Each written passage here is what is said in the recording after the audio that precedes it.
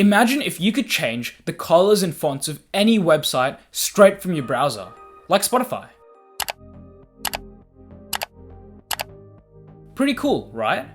Well, this is just one of the many features in Arc Browser, a fairly new browser by the Browser Company that aims to change the way that you use the internet. My name's Sen, and in this video we'll be taking a look at some of the coolest features of Arc Browser.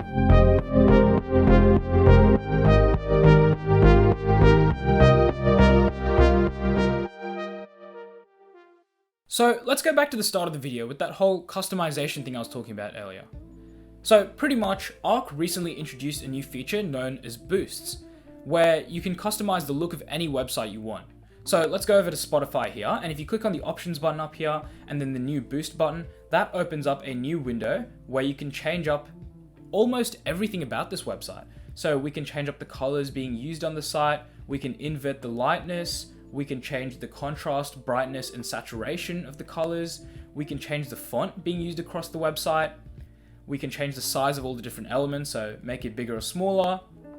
We can even adjust the case of the text that's used on the website. So if you're someone who really cares about that stuff, you can have all the letters in uppercase or all in lowercase, or the way I like it, just normal. And you can even zap certain elements of this website. So this is a really cool feature where essentially you can click this button, and then you can pick any option, any element on the website and remove it. So if we select the sidebar over here, we click on it and then we click zap this, and boom, no more sidebar. And if you're someone who knows how to, I personally don't, you can put in your own CSS or JavaScript code and customize to your heart's content. Boost in Arc is a really cool feature in my opinion that just makes the whole web browsing experience super customizable. And if you're not sure where to get started, you can always go over to the Boost gallery on the Arc website and check out the boosts made by other users, of which there are a ton. Next up, let's talk about easels in Arc. So easels are essentially like digital whiteboards that you can use to jot down notes and keep track of stuff while you're browsing the internet. So if we go down here to the plus button and create a new easel, we've got a brand new easel ready to go where you can type in text, you can draw different shapes and stuff, so circles and squares and rectangles, you can draw arrows if you need them, you can use this handy little pen tool right here, and you can insert images of your own. But where this feature gets really cool is when you pair it with live capture in Arc.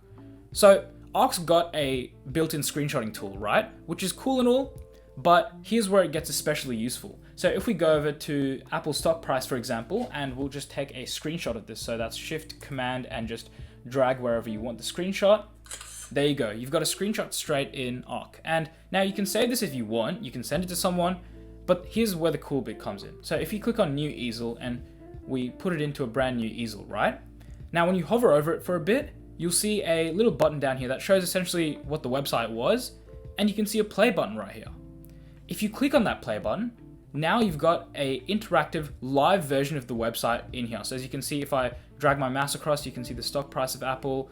You can click on all these different options here, and we'll actually make it a little bit bigger so you can see it. But yeah, right here, we've got a little live snippet of the website, which I think is such a cool feature.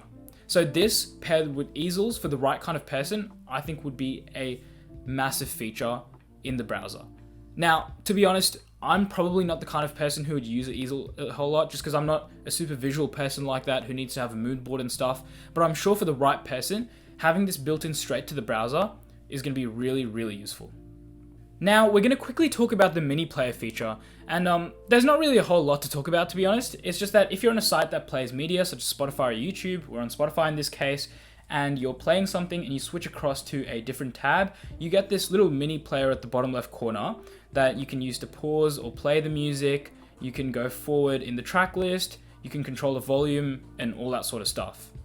And if you're on a site that plays video, like YouTube for instance, and you go over to a different site, you get this little picture-in-picture player here, and you can drag it around and have it in the corner, or you can just get rid of it altogether.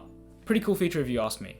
So the final feature we're going to talk about today in Arc Browser is Spaces. And this is a feature that allows you to organize your browsing. Let me explain.